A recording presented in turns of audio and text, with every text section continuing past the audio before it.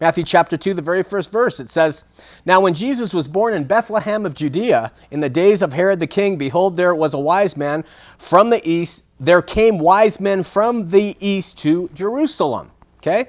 Was Jesus born in Bethlehem? As a Mormon, I was unsure because their most correct book on the earth, the Book of Mormon, in Alma 7:10 states, "And behold, he shall be born of Mary at Jerusalem, which is the land of our forefathers, she being a virgin, a precious and chosen vessel, who shall be overshadowed and conceived by the power of the Holy Ghost and bring forth a son, yea, even the Son of God." So, admittedly, Bethlehem is only 5 or 6 miles from Jerusalem. That's not that far. Is this such a big deal?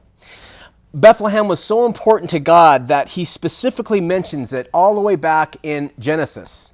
Then Micah, when prophesying of Jesus coming to the earth, also specifically used the town's name, saying in Micah 5:2, "But thou, Bethlehem Ephratah, though thou be little among the thousands of Judah, yet out of thee shall he come forth unto me that is to be ruler in Israel, whose going forth have been from of old, from everlasting." Notice that he makes a point to show that the Messiah would come out of a little place called Bethlehem among thousands of larger, more prominent places like Jerusalem. But this Bethlehem was an important place to come from. Interesting that Joseph Smith, in the most correct book on earth, said he was coming from Jerusalem and didn't give the same notice God did in the Bible. We move on to verses 8 and 11 in the same chapter, and then we'll close up with, then we'll end this intro with a prayer.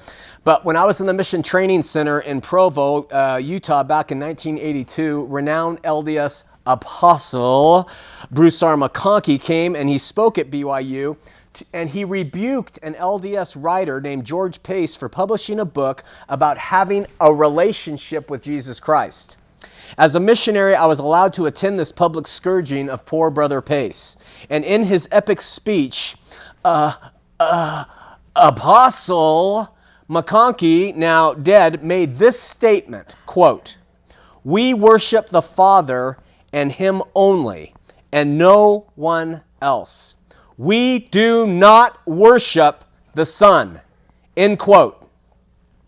However, what does Matthew chapter 2 have to say? At the time of Christ's birth, the wicked Herod, he kind of took the wise men aside and he duplicitously lied to them, and he said deceptively in Matthew chapter 2 verse 8, "Go and search diligently for the young child, and when you have found him, bring me word again that I may come and worship him also."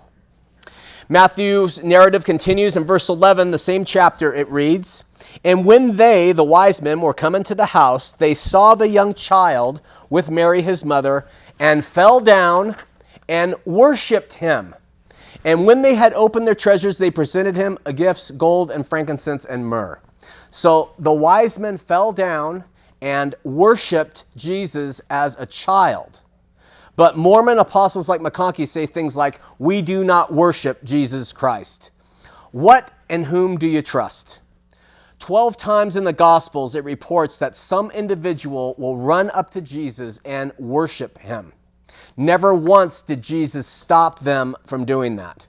And if any and all worship is supposed to only be directed at the Father, I can assure you that Jesus would have stopped anybody from worshiping him if it had been incorrect, but he didn't. And with that, let's have a word of prayer.